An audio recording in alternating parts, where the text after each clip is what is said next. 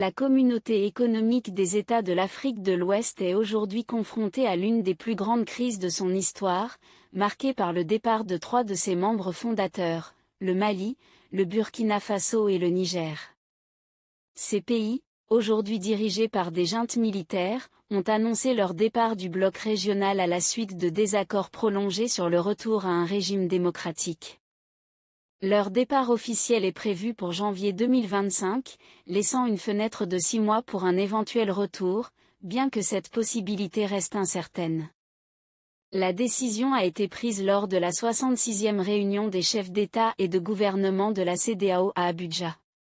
Cependant, les négociations se poursuivent, dirigées par le président sénégalais, dans l'espoir de maintenir la cohésion régionale.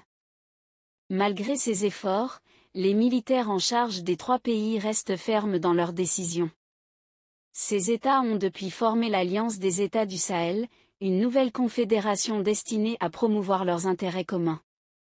Ils reprochent à la CEDEAO et à ses dirigeants d'être sous l'influence de la France, ancienne puissance coloniale, et affirment que leur départ est irréversible.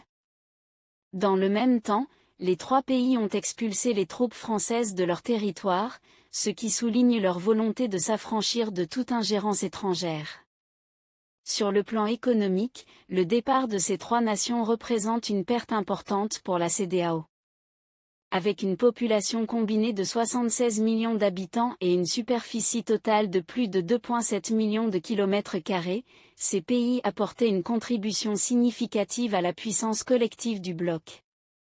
Leur absence affaiblira la CEDEAO, non seulement en termes économiques mais aussi en termes d'image, en réduisant sa capacité à incarner une unité régionale cohérente.